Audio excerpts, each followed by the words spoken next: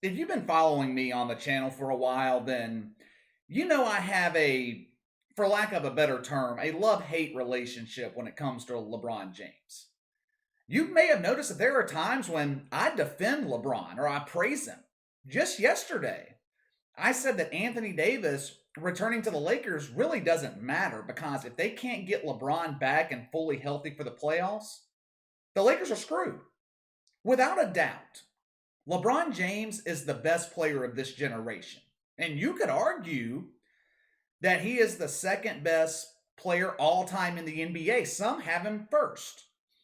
In my opinion, no one will ever eclipse Michael Jordan. But if there was a Mount Rushmore in the NBA, LeBron James would definitely be on the mountain. There are many positives with LeBron James. But just like anything or anybody else, with those positives come negatives as well. I've been highly critical of LeBron, especially in the past year or so, for becoming so political. He is ruining his legacy. And honestly, LeBron James is also ruining the NBA at the same time. The NBA cannot afford what's happening right now. In the NFL, we follow teams. The NFL's resilient because the love of football is so strong in this country. So when something like the Colin Kaepernick situation happens, where Kaepernick and players are kneeling for the national anthem, it hurts the NFL temporarily, but then people forgive, they forget, and they come back. It's not like that in the NBA. We don't follow teams in basketball. We follow players. We follow stars. When the biggest superstar of this generation continuously pisses off half the country or half your fan base, that's a major problem. It is a problem right now without a solution. Adam Silver is not going to intervene and ask LeBron to quit being political. Hell, Adam Silver's part of the damn problem. He's weak. Now, before I go any further, let me just say this. Let me get this out of the way. LeBron James is not the only problem in the NBA right now. He's part of the problem, but he's not the only problem. The NBA is not in good shape. We'll get into some of the other problems in a second. We talked about some of them last week, too. I just wanted to make it clear that I'm not putting the blame on all the problems in the NBA squarely on LeBron James. Now, as far as PR is concerned, LeBron James is the biggest problem in the NBA right now. I piss some people off at times when I say that LeBron and the rest of the NBA should keep their political opinions to themselves. LeBron has a huge platform. He has the right to use it however he wants. It's LeBron's responsibility to speak up for the African American community. I'm not denying that. We all have freedom of speech. LeBron has the right to speak his mind however he sees fit. Back in 2018, when Laura Ingraham went on Fox News and told LeBron to just shut up and dribble, at the time, I didn't agree with it. But my opinion has changed over the years. When it comes to politics, there is a fine line in using your platform for positive things, positive change, and crossing that line and having a negative impact. LeBron James has crossed that line. Hell, he crossed that line again this week when he tweeted out that cop in Columbus, Ohio, put his face on Twitter with an hourglass and said, "You're next." Now, in this particular incident, that cop in Ohio shot a black teenager. But it turns out he saved the life of another black woman by doing so. This is the type of stuff that I'm talking about when it comes to athletes using their platforms to further political causes. It's a slippery slope. What I want to do today, though, I want to go through a brief history of LeBron James and his promotion of politics and show you guys how I believe it's having a negative impact on the NBA. I'm not sure where all this started with LeBron James, but the first big incident of him promoting social causes or whatever happened back in 2012. It started small, and it was innocent enough. Believe it or not, LeBron James used to steer clear of political issues altogether. He once said that he avoided political and social issues because he just wasn't knowledgeable enough about it. When Trayvon Martin was murdered by George Zimmerman back in 2012, LeBron and the rest of the Miami Heat posed for a picture wearing hooded sweatshirts in honor of Trayvon Martin. No big deal. No big deal. I think most people understood it.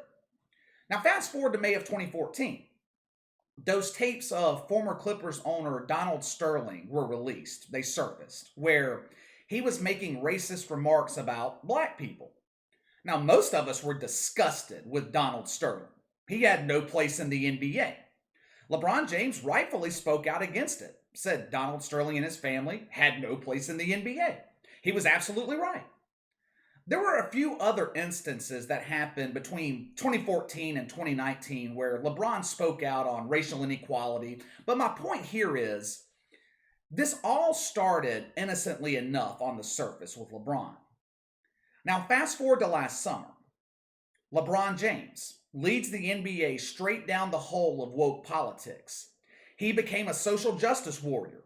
He became agenda driven. It almost became a daily thing with LeBron James pushing a political agenda. We went from LeBron speaking up every now and then to becoming damn near a political pundit. He was talking politics like he was an analyst on CNN. Why? Why the sudden change? I believe it was because LeBron James was feeling pressure from activist groups to speak out and to speak loudly. I found an interesting little note from back in 2014, and this was around the time that Tamir Rice was shot and killed by the police. Activist groups at the time were pressuring LeBron to speak out, and he refused to do so initially. He didn't feel like he knew enough about the situation to give an opinion on it. Now, the pressure built, and it built. The mother of Tamir Rice ended up coming out and criticizing LeBron for refusing to speak out. And he eventually acquiesced. So we went from LeBron shying away from politics to becoming a full-blown activist. I'm about to tell you how it's impacted the NBA. Back in 2011, a year before LeBron started kind of inching towards social justice, the NBA averaged 5.4 million viewers during the regular season on ABC, their biggest network. It was a 3.3 share in the ratings. The NBA hadn't seen that type of number since 1999. People were invested in LeBron James. They were invested in watching him win his first championship. Or, some people were invested in seeing him lose. Either way, they were interested. Even though the Miami Heat were hated for the most part, people wanted to watch them. They captured America's attention. Now, this was great for the NBA. They had a marketable superstar and a marketable team to build around. As LeBron James became more and more political, more people started to drop off. 2012, the NBA lost on average about 700,000 viewers. 2013, they lost over 1 million. Now, they rebounded a little bit the next few years because of the rivalry between LeBron and the Golden State Warriors, but they were still averaging 2 million less people than they were in 2011. As LeBron James has become hyper-political the last couple of years, it has had a devastating effect on the NBA's television ratings. 2018, ratings for the NBA Finals were down 1 to 3 million viewers from just the year before, depending on which game you looked at. 2019, it was the same thing. Now, in 2019, the low ratings for the playoffs and the finals were blamed on the fact that LeBron James wasn't involved. That was the year that he missed a lot of time his first year with the Lakers due to injury. So people blamed the low ratings on the fact that LeBron James wasn't in the playoffs. Well, what about last year, 2020? The beginning of the apex of LeBron and social justice. Ratings for the NBA Finals down nearly 50%. Ratings for the playoffs and the regular season were down double digits. Now this all was happening at a time when the majority of America was in quarantine. They were at home. People had nothing to do but watch television. Yet, they weren't watching the NBA. You had LeBron James, supposedly the NBA's most popular star, the Los Angeles Lakers, one of the cornerstone franchises in the NBA. And they averaged about 8 million viewers for the NBA Finals. That's 3 million less than a Christmas Day game back in 2015 between the Cavs and the Warriors. Yes, a regular season NBA game in December, just 5 years before, was watched more than the NBA Finals. The Finals last year was 5 million viewers less than Heat Lakers on Christmas back in 2010. Now, you can make excuses. Oh, people watch TV differently today. People stream games instead of watching on cable. Make those excuses if you want. But the main reason the NBA is in decline today is because the league's biggest superstar has become a social justice warrior. It's as simple as that. I don't think the majority of NBA fans had a problem back in 2012 when LeBron James and the Miami Heat wore the hoodies to honor Trayvon Martin. I don't think people had a problem with that. That kid should have never been shot by George Zimmerman. We could all agree on that. I don't think the majority of NBA fans had an issue with LeBron standing up for the family of Tamir Rice. People have a problem with LeBron James today because he is pushing a one-sided agenda. For one, these wokers out here, they are looking to be offended. These people every day, they go out of their way to find something that somebody says, and they try to spin it in a way to where they somehow become a victim. It happened just in my comment section earlier this week. I used a term, something like, we were talking about the NBA. I think I said the inmates were running the asylum, and somehow I was called a racist for that. I didn't mean that the NBA players were inmates or anything like that. It's just a broad term that people use. I meant nothing by it. But somehow, the wokers out there spun it on me, and I was a racist for using that term. That's kind of what I'm talking about here.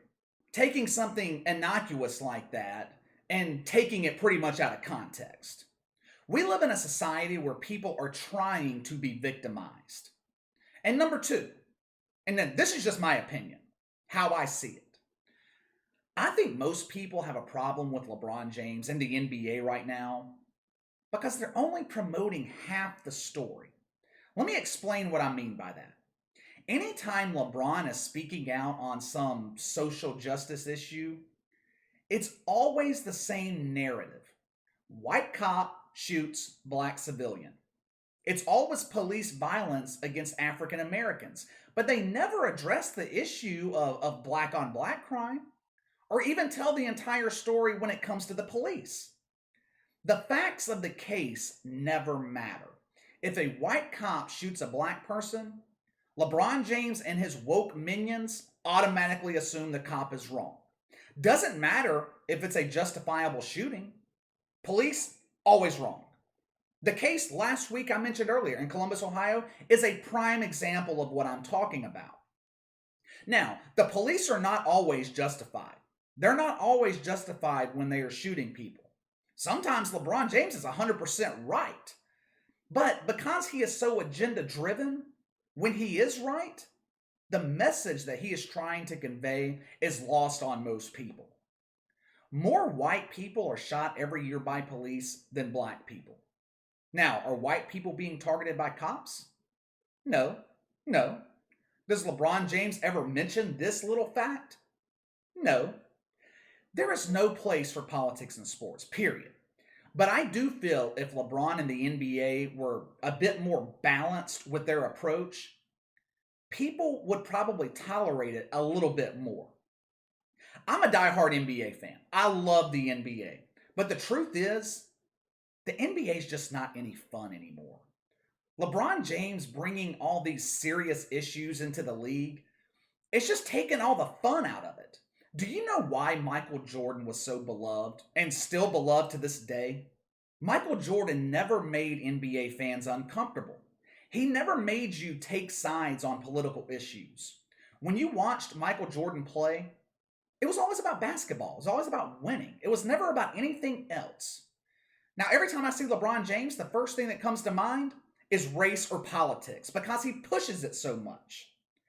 The NBA is just not fun anymore. It's not fun to watch. You have superstar players uncommitted to the regular season.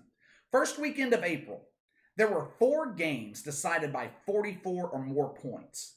Average win margin that weekend was nearly 23 points. Only one game was decided by 5 points or less. Nobody wants to watch that. Now, in defense of LeBron James, and I will give him credit here, he has tried to make the regular season count. He commits 100% to the regular season. When he is healthy, LeBron James is fully committed. It's other guys like Kawhi Leonard, Kyrie Irving that are the problem in this aspect. The NBA is becoming like college football. There is no excuse for the NBA to be this uncompetitive in the regular season. On paper, the NBA is as competitively balanced as it's ever been. But because you have star players consistently sitting games in the regular season to sleep, we're seeing more and more blowouts. What the NBA is really missing is relatable stars. We can't relate to NBA players anymore. We used to relate to guys like LeBron James. He was the classic All-American success story. Struggled as a youth, worked hard, and he made it. We don't relate to the 2021 version of LeBron James. We don't relate to politicians in general. And LeBron essentially has become a politician. We are going to continue to see ratings decline in the NBA. Last year, the playoffs and the finals, they set record lows. This year, it's going to be even worse. People are not quarantined anymore. You couple that with the fact that half the country can't stand the NBA right now, and you have a recipe for disaster heading into the playoffs in terms of television ratings. What do you guys think? Has LeBron James become a problem for the NBA? Or am I wrong? Am I wrong? Is his promotion of political and social justice issues actually a good thing for the league? Could we see record low TV ratings this year for the NBA playoffs, NBA finals? Let me know what you think. Sound off in the comments below. Make sure to like and subscribe. Click the notification bell to receive all notifications from the channel. Best way to contact me is by email at btlkc84@gmail.com. KC_BTL84 on Twitter. I'll see you guys on Tuesday.